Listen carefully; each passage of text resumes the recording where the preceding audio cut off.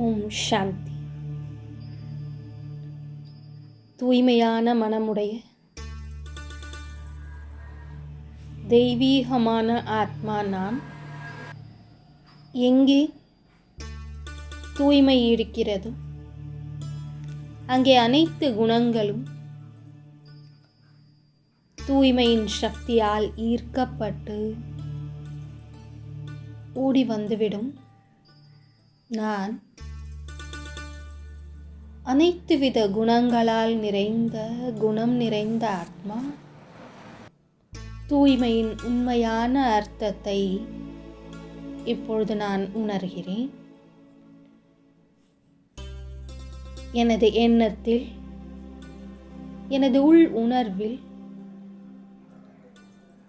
பார்வையில் மற்றும் எனது வார்த்தைகளில் இந்த தூய்மையானது பிரதிபலித்து கொண்டே இருக்கிறது. இந்த தூய்மையின் சக்தியை பிறரும் எதிரே வரக்கூடியவர்களும் அனுபவம் செய்கிறார்கள்.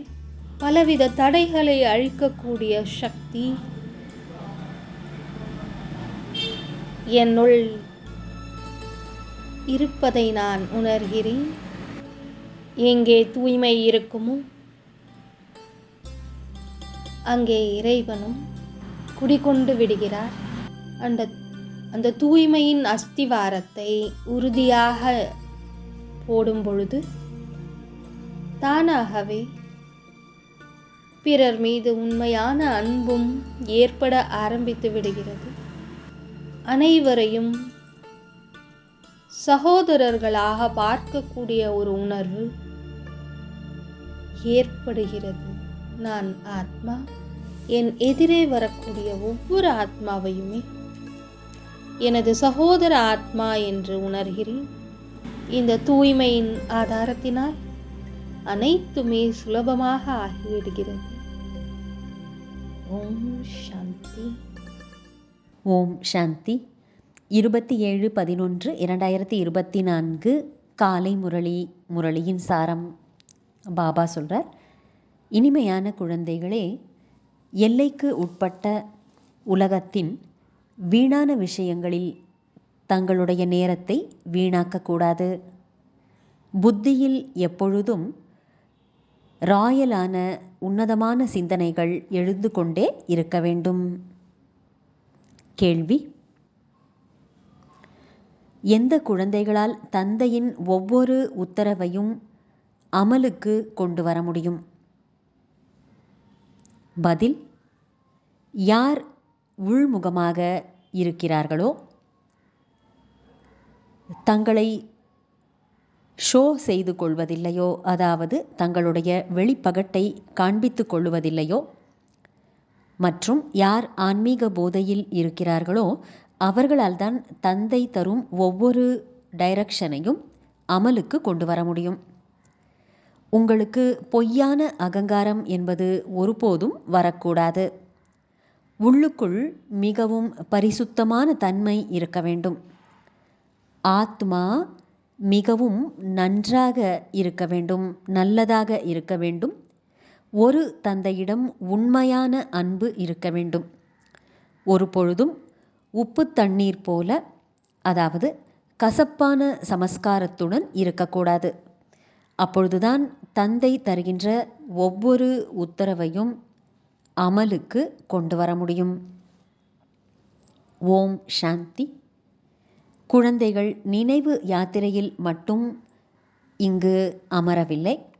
நாம் ஸ்ரீமத் படி நமது பரிஸ்தானத்தை, அதாவது தேவதைகளுக்கான உலகத்தை ஸ்தாபனை செய்து கொண்டிருக்கிறோம் என்ற பெருமிதம் குழந்தைகளுக்கு உள்ளது. அந்த அளவிற்கு ஊக்கமும் குஷியும் இருக்க வேண்டும். குப்பை கூளம் போன்ற அனைத்து வீணான விஷயங்களும் நீங்கி போய்விட வேண்டும். எல்லையற்ற தந்தையை பார்த்ததுமே உல்லாசமான உணர்வில் வந்துவிட வேண்டும். எந்த அளவுக்கு நீங்கள் நினைவு யாத்திரையில் இருப்பீர்களோ அந்த அளவுக்கு உங்களுக்கு முன்னேற்றம் கிடைத்து கொண்டே இருக்கும். குழந்தைகளுக்காக ஆன்மீக பல்கலைக்கழகம் இருக்க வேண்டும் என்று தந்தை கூறுகிறார். உங்களுடையதுதான் உலக ஆன்மீக பல்கலைக்கழகம் ஆகும். ஆக அந்த பல்கலைக்கழகம் எங்கே இருக்கிறது? குறிப்பாக பல்கலைக்கழகம் நிறுவப்படுகிறது. அதனுடன் கூடவே மிகவும் உயர்தரமான தங்கும் விடுதியும் இருக்க வேண்டும். உங்களுடைய சிந்தனைகள் எவ்வளவு ராயலாக இருக்க வேண்டும்? குழந்தைகளுக்கு எப்படி கற்பித்து உயர்ந்த தேர்வில் தேர்ச்சி அடையுமாறு செய்ய வைக்க வேண்டும்? அதன் மூலம் இவர்கள் உலகத்திற்கு அதிபதியாக ஆகப் போகிறார்கள் என்று தந்தைக்கோ இரவு பகலாக இதே சிந்தனை உள்ளது. உண்மையில் உங்களுடைய ஆத்மா தூய்மையாக சத்தோ பிரதானமாக இருக்கும் பொழுது உடலும் கூட எவ்வளவு சத்தோ பிரதானமாக அழகாக இருந்தது. அப்போது உங்கள் ராஜ்யமும் கூட எவ்வளவு உயர்ந்ததாக இருந்தது.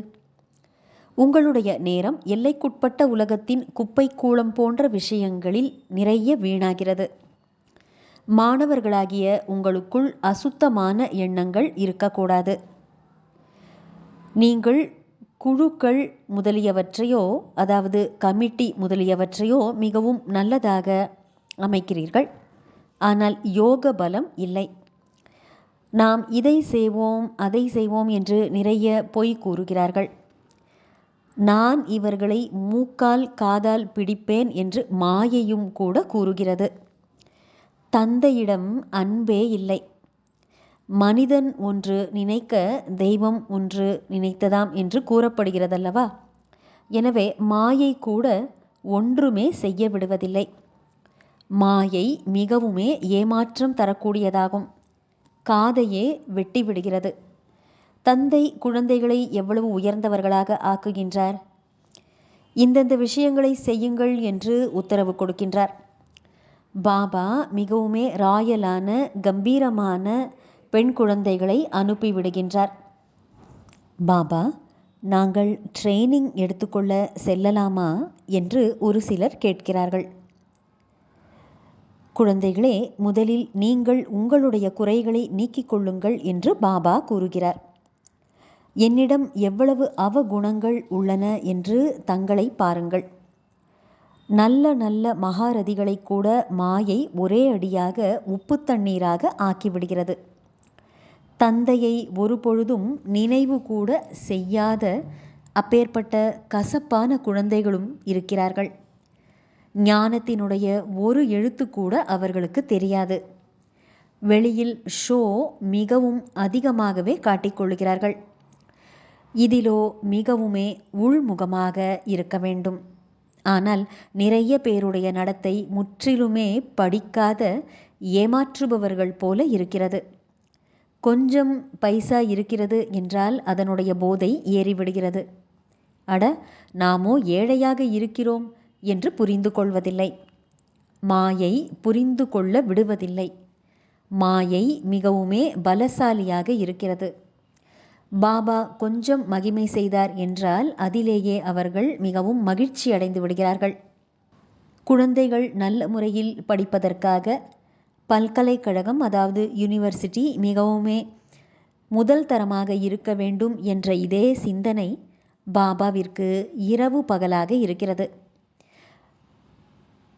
நாம் ஸ்வர்க்கத்திற்கு செல்லுகிறோம் என்று நீங்கள் அறிவீர்கள். எனவே அளவற்ற குஷி இருக்க வேண்டும் அல்லவா? இங்கு பாபா விதவிதமான அறிவுரைகளை தருகின்றார், போதை ஏற்றுகின்றார். நல்லது. தாரணைக்கான முக்கியமான சாரம். 1. நாம் ஸ்ரீமத் படி நமது பரிஸ்தானமான ஸ்வர்க்கத்தை நிலைநாட்டி கொண்டிருக்கிறோம் என்ற போதை எப்பொழுதும் இருக்கட்டும். வீணான குப்பை கூளம் போன்ற அசுத்தமான விஷயங்களை விட்டுவிட்டு மிகவும் உல்லாசத்துடன் இருக்க வேண்டும். 2. தங்களுடைய சிந்தனைகளை மிகவும் மேன்மையானதாக வைத்திருக்க வேண்டும். மிகவும் நல்ல உயர்தரமான பல்கலைக்கழகம் மற்றும் தங்கும் விடுதியை திறப்பதற்கான ஏற்பாடு செய்ய வேண்டும். தந்தைக்கு மறைமுகமான உதவியாளர் ஆக வேண்டும். தங்களுடைய பகட்டினை காண்பித்து கொள்ளக்கூடாது. வரதானம். நிமித்தமாக எந்த ஒரு சேவையையும் செய்து கொண்டு எல்லையற்ற உள்ளுணர்வின் மூலம் அதிர்வலைகளை பரப்பக்கூடிய எல்லையற்ற சேவாதாரி ஆகுக.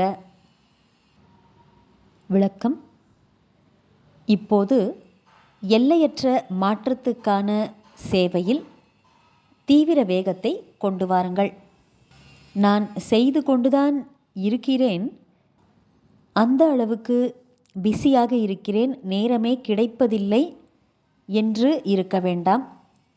ஆனால் நிமித்தமாக எந்த ஒரு சேவையும் செய்து கொண்டு நீங்கள் எல்லையற்ற சகயோகியாக ஆகவும் முடியும்.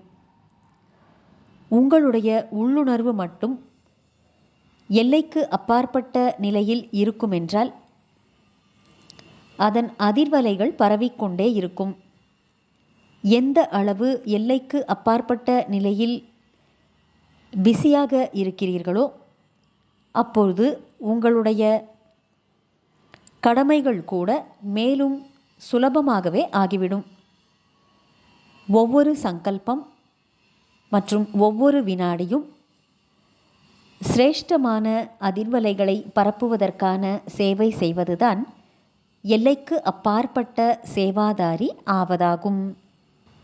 ஸ்லோகன்: சிவதந்தையுடன் இணைந்திருக்கக்கூடிய சிவசக்திகளின் அலங்காரம் ஞானத்தின் அஸ்திர சஸ்திரங்கள் ஆகும்.